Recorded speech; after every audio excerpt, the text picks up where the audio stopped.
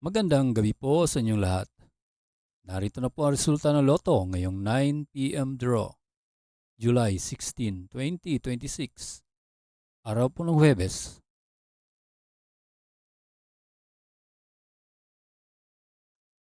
Para sa loto 642, ito po ang winning combination: 2, 13, 25, 6, 30, and 42 in any order. May jackpot prize na 16,967,295 pesos and 47 centavos.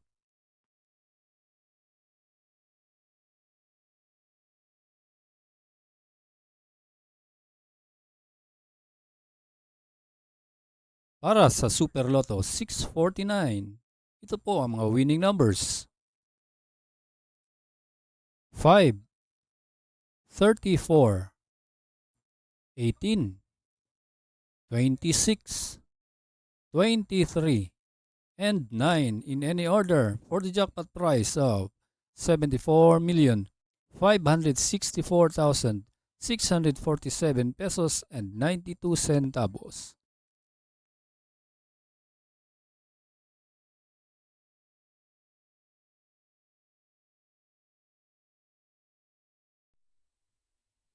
Kung bago ka pa lang sa aking channel, pwede kang mag-like, share, at subscribe para updated kayo sa mga PCSO lottery results araw-araw. Para sa 6D Lotto, ito po ang winning combination: 3, 5, 8, 7, 6, and 5 in exact order.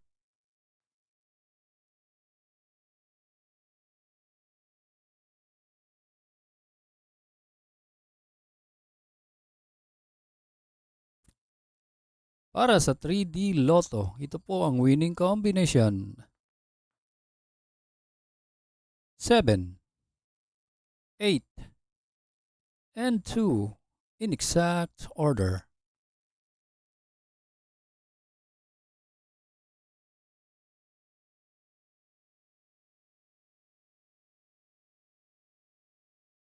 At para sa 2D Lotto, ito po ang winning combination: 16 and 27 in exact order.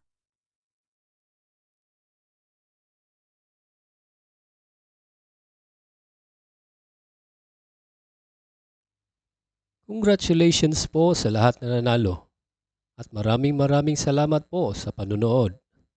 God bless us all.